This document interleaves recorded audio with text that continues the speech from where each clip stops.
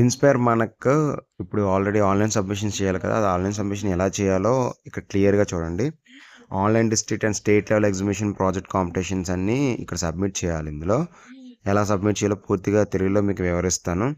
Inspire మనక్ awards సంబంధించిన app, competition app మీకు ప్లే స్టోర్లో ఉంటుంది అనమాట. ఆ ప్లే స్టోర్లో మనం డౌన్లోడ్ చేసుకొని అందులో మనకి డీటెయిల్స్ అంటే మన student details, project details submit చేయాలి.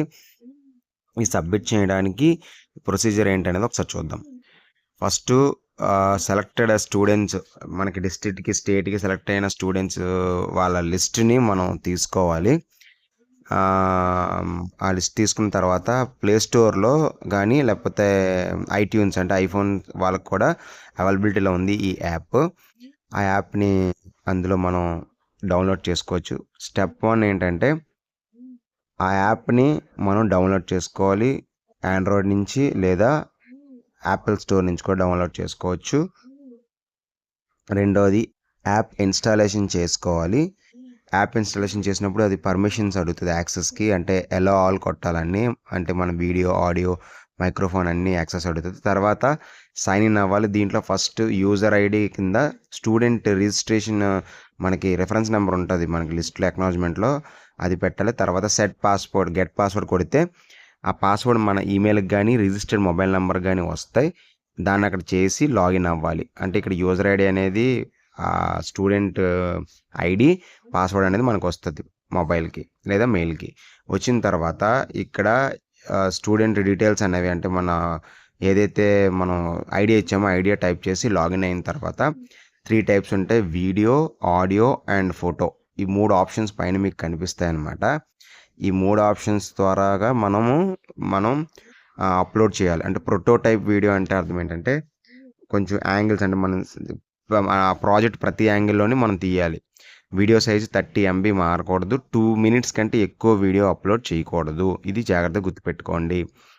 తర్వాత ఆడియో, దానికి సంబంధించిన ఆడియో అంటే ఏదైతే స్టూడెంట్ ఎక్స్ప్లెయిన్ చేస్తారో ఆ ఇన్నోవేషన్ ఐడియా ఎక్స్ప్లెయిన్ చేస్తూ ఒక ఆడియోని కూడా మనం అప్లోడ్ చేయాలి. పూర్తిగా డిస్క్రిప్షన్ ఇవ్వాలి దీంట్లో, అంటే ఐడియా నోవెల్టీ ఏంటి, అలాగే దానికి ఎంత ఖర్చు అవుతుంది, దానివల్ల సొసైటీకి ఏంటి యూజ్, ఇలా సోషల్ అప్లికబిలిటీ అంటే మనం సొసైటీకి ఎలా అప్లికబుల్ చేయొచ్చు, ఇలాంటివన్నీ కూడా మనం దీంట్లో అప్లోడ్ చేయాలి. ఆడియోలో అన్నీ చెప్పాలన్నమాట. ఇంకా ఏదైనా ఇన్ఫర్మేషన్ చెప్పాలంటే చెప్పచ్చు.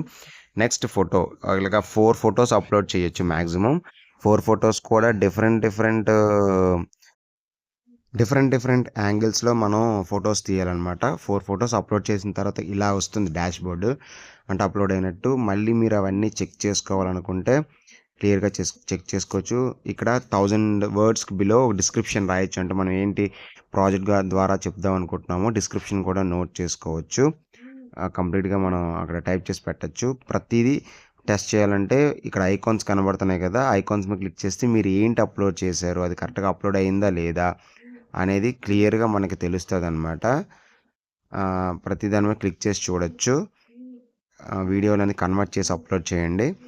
నెక్స్ట్ ఫైనల్ సబ్మిషన్ కొట్టాలి. ఒకవేళ మార్చుకోవాలనుకుంటే డిలీట్ ఆప్షన్ ఉంటుంది, డిలీట్ ఆప్షన్ చేసి మళ్ళీ మనం కావాలంటే మార్చుకోవచ్చు ఏమైనా మిస్టేక్స్ కరెక్ట్ చేసుకోవాలంటే. కింద లాస్ట్లో క్లిక్ చేయండి, అన్ని అగ్రిమెంట్స్ క్లిక్ చేసి ఫైనల్ సబ్మిషన్ కొడితే మీ ప్రాజెక్ట్ అనేది ఇన్స్పైర్ మనకి సబ్మిట్ అయిపోతుంది.